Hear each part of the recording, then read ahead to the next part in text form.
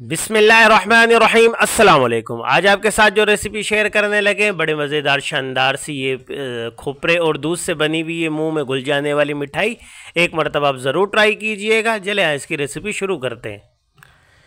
ये हमारे पास पिसा हुआ खोपरा है, ये दो आपने नाप के डालने, 2 कप हमारे पास पिसा हुआ खोपरा है। और इसके साथ जो है हमारे पास ये आधा पाव सूखा दूध है, फुल क्रीम दूध है, ये हमारे पास खुश्क दूध जो होता है।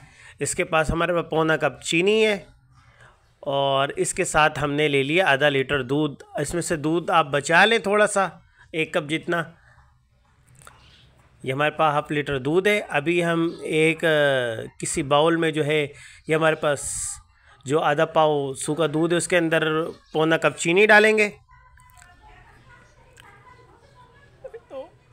चीनी डालने के बाद इसके पास जो हमारे पास दूध था आधा लीटर, जो उसको हम स्टेप बाय स्टेप थोड़ा सा डालते रहेंगे ताकि ये हमारी जो इसमें जो दूध और खुश्क दूध है मिक्स हो जाए, चीनी वगैरह।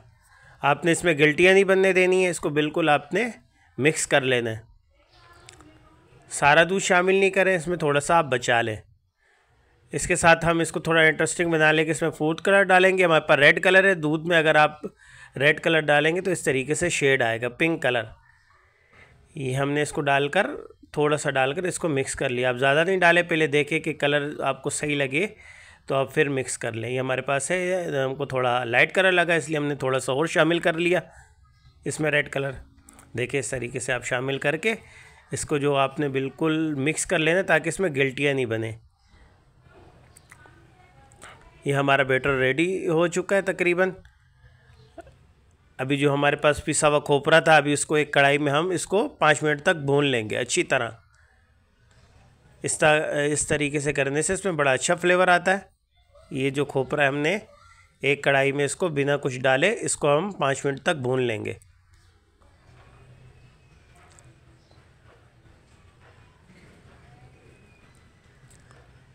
ये हमने इसमें पिसा हुआ खोपरा ऐड कर दिया। अब इसको हम 5 मिनट तक अच्छी तरीके से भूनेंगे।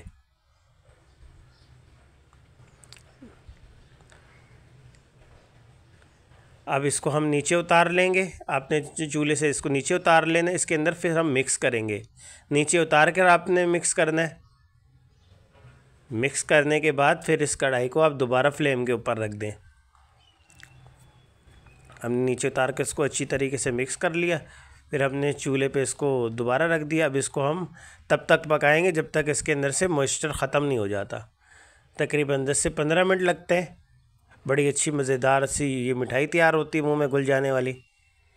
ये देखें ये हमारा जो है मिक्सचर तकरीबन इसमें मॉइस्चर ख़त्म होता जा रहा है। देखें ये अभी हम इसकी गार्निश करेंगे। हमने गोल गोल शेप में तैयार कर लिए थे। अभी इसको हमारे पास जो पिसा हुआ खोपरा है, अब इसके अंदर इसको रोल करेंगे इस तरीके से। इस तरीके से पिसे हुए खोपरे में एक थोड़ा सा होल कर लेना इसमें। अब इस तरीके से हम इसको स्टेप बाय स्टेप इसी तरीके से तैयार करेंगे। ये देखिए पहले हमने एक रखा, अब इसके ऊपर दूसरा हमारे पास। ये अब इसके ऊपर हम थोड़ा पिस्ते की गार्निश करेंगे।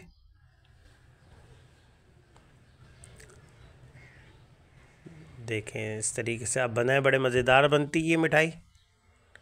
अब इसके ऊपर हम पिस्ता रखेंगे। देखें इस तरीके से हमने पिस्ता रख दिया इसके ऊपर।